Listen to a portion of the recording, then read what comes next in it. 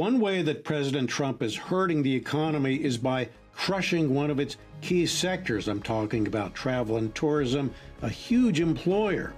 Turns out that thanks to Trump, big spending foreigners are staying away. They blame him. Meanwhile, Americans, now looking at a declining Trump economy, are tightening their belts. Put it all together, and it spells trouble. Europe, Asia, Latin America, there has been a sharp drop-off in the number of global travelers to the U.S. Just look at these headlines.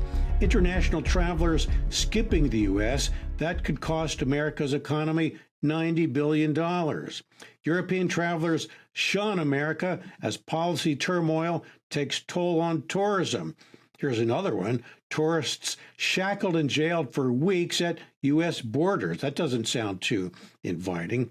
What's the reason for all this? Quote, political and economic tension and fears of a hostile border under President Donald Trump, end quote. That's according to the Financial Times.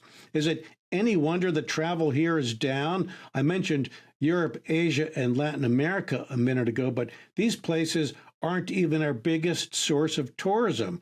That would be Canada, our good friend to the north.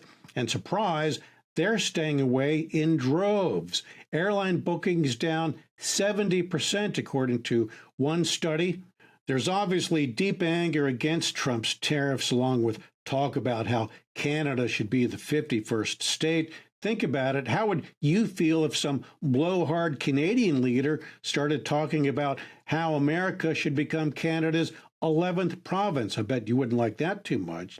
You might not care if foreigners aren't coming here, but you might care if you knew that we're paying for this in a big way. Here's why. Travel and tourism supports 9.5 million American jobs, contributes $2.3 trillion with a T, $2.3 trillion to our economy. So when travelers stay away, that is a big and costly deal. So when Trump insults, even threatens friends around the globe because of his obsession with one part of the U.S. economy, tariffs, it hurts other parts of our economy. Airlines, hotels, restaurants, cruise ships, casinos, all say they're feeling the pinch. In a recent client note, Goldman Sachs, that's a big investment bank, said that under a worst case scenario, the hit could be about $90 billion.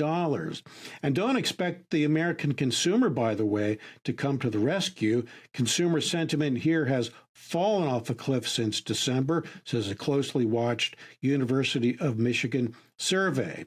Look at these numbers. Consumer sentiment down 30%. Folks are worried about jobs, inflation, and mounting debts. President Trump, of course, says that his tariffs have nothing to do with the country's sour mood. He blames it all on Joe Biden, but that is not what polls say. Even Fox News says so. Their survey says, just look at these numbers, that Trump's approval on the economy is just 38%, taxes 38%, tariffs and inflation just 33%. Now, even though this is a Fox News poll, he says he's doing great. Just ask him.